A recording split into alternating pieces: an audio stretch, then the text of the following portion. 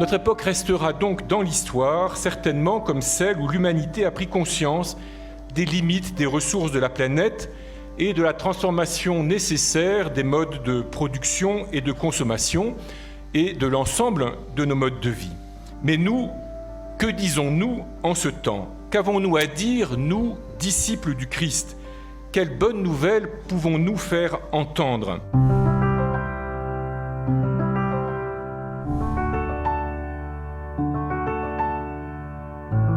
Je me disais, soit c'est une lubie bobo, soit c'est une idéologie néo-68arde, soit c'est un levier de voix pour l'extrême gauche, soit c'est une nouvelle dictature en puissance.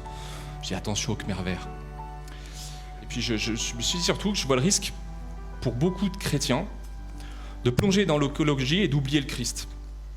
En fait, la Terre va mal, l'urgence climatique n'a jamais été aussi grave, et je vois parfois des chrétiens, au service de la planète et du vivant, chez certains, un risque de se paganiser.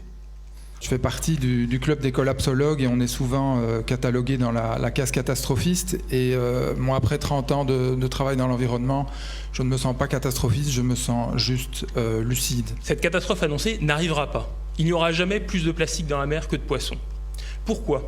Parce que si nous continuons sur le modèle d'aujourd'hui, en faisant nos tendances, voilà, on rajoute tous les ans 1% de plus de plastique dans la mer et tous les ans on enlève 1% des poissons dans la mer parce qu'on fait de la surpêche. Et bien à un moment, il va se passer une catastrophe. C'est-à-dire que notre monde, tel que nous le connaissons, va s'écrouler. En fait, donc, le vrai problème, c'est qu'on compte mal aujourd'hui. On compte mal parce qu'un supertanker qui s'écrase sur nos côtes, ça fait du PIB. Ouais, en fait, il faut démanteler le bateau, il faut nettoyer les côtes, c'est ce qu'ils sont en train de faire au Brésil, ils sont des milliers à le faire. Il faut refaire un tanker, il faut le re-remplir, il faut le ramener, ça fait marcher des assurances, ça fait du PIB. Et du PIB, c'est de la croissance. Donc un super tanker qui s'écrase sur nos côtes, c'est bon pour le pays. Les désordres que nous contribuons à créer des conditions de vie qui vont être de plus en plus difficiles à supporter pour certains, notamment dans des pays d'Afrique dont la population est amenée à doubler d'ici 2050, 1,2 milliard d'Africains aujourd'hui, sans doute le double en 2050. Donc des phénomènes qui ne peuvent qu'amplifier, et plus on sera responsable des désordres qui obligent des personnes à des migrations un peu forcées, cette cause-là parmi d'autres évidemment, ça nous interroge aussi sur la façon dont on accueille aujourd'hui et demain les migrants. Nous devons ainsi intégrer cette dimension du réel dans notre vie sociale et dans notre vie éthique.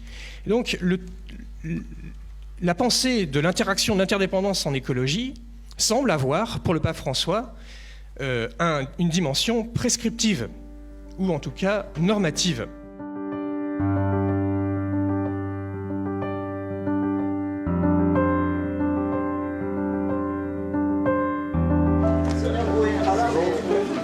Juste une information sur les circuits courts pour l'alimentation de la conférence des évêques.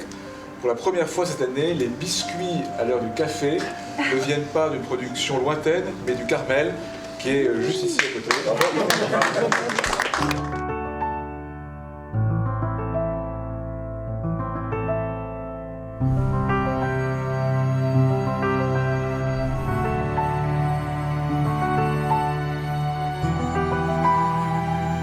C'est tout à fait impressionnant d'être dans ce triple moment où on est dans le temps immédiat des attentats, où on est dans le temps suspendu du confinement, et où le propos que je dois vous tenir est un propos sur le temps long finalement, puisque cultiver et se nourrir, c'est le temps long.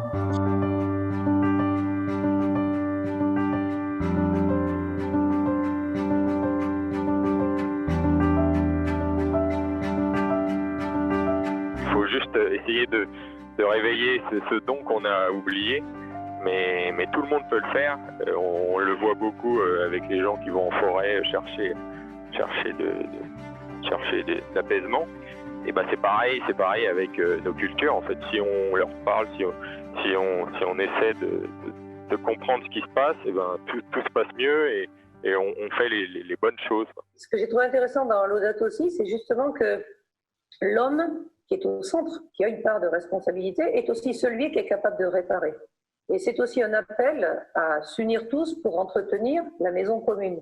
Si tant est que nous en donnions les moyens, nous pouvons nourrir 10 milliards d'êtres humains en 2050 sur cette planète.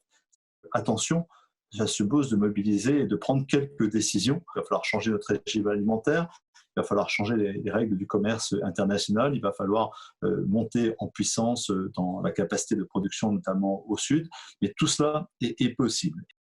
Sauver la terre et réparer la justice, c'est le même combat.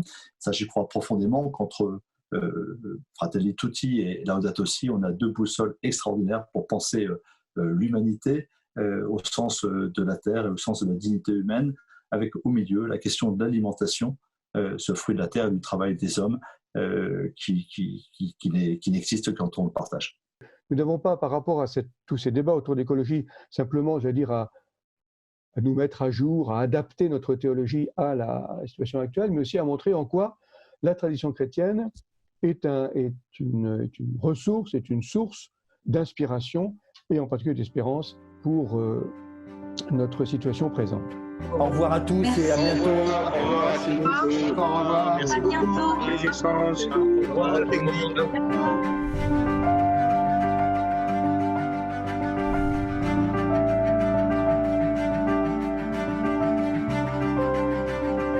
Il y a une conviction forte qui peut-être nous différencie de quelques-uns, mais que nous partageons avec d'autres. Cette conviction forte, c'est celle qui consiste à rappeler que l'activité des hommes est légitime et qu'elle est belle et qu'elle est porteuse de sens.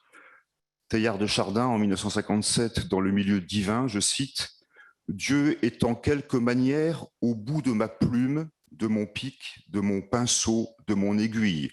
Alors peut-être que si ces lignes avaient été écrites aujourd'hui, ce seraient d'autres instruments que le pic, le pinceau ou l'aiguille qui auraient été pris comme exemple, mais l'idée reste la même. Nous contribuons, nous participons à la dynamique de création, ça fait partie de notre responsabilité humaine. Et en même temps, deuxième conviction, cette activité des hommes, pour légitime et belle qu'elle soit, elle peut aussi, nous le savons bien, être entraînée par une forme de démesure, par une forme d'hubris, et de ce fait, elle peut nuire à la création. En 2015, il y a eu un miracle plutôt aux Nations Unies.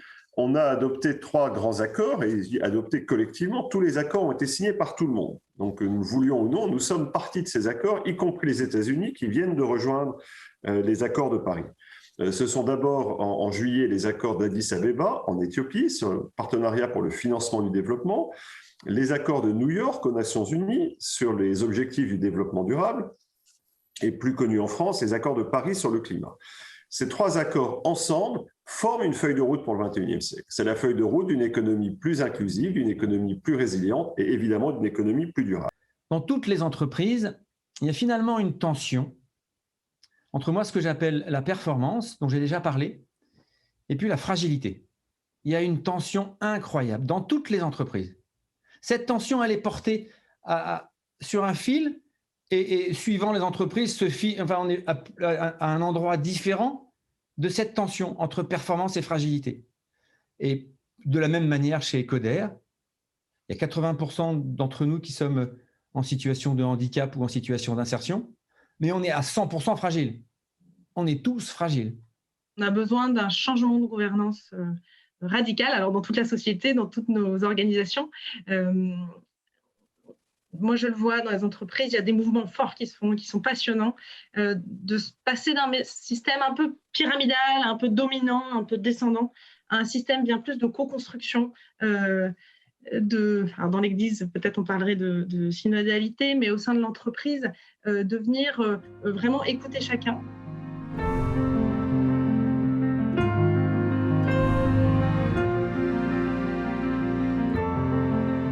Rien ne peut se construire sans que les plus pauvres de notre monde n'y soient associés. Et pour eux, il n'y a pas de doute, Jésus est l'un d'eux et ne méprise pas leur vie.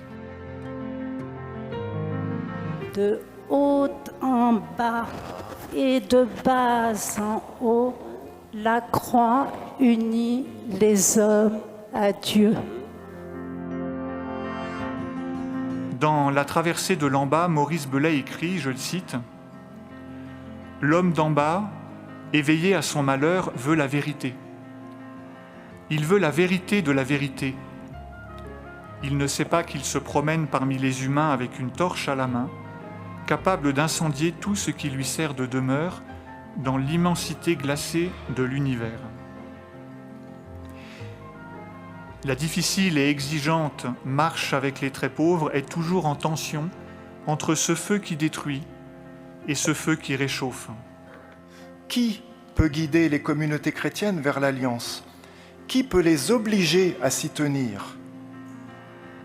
Ce sont les plus vulnérables, car la seule relation qui leur convienne, c'est celle qui est sous-tendue par le « parce que c'est toi », et ils n'en supportent pas d'autre que celle-ci. Voilà pourquoi ce sont d'excellents guides, les meilleurs guides qu'on puisse trouver vers le chemin de l'alliance.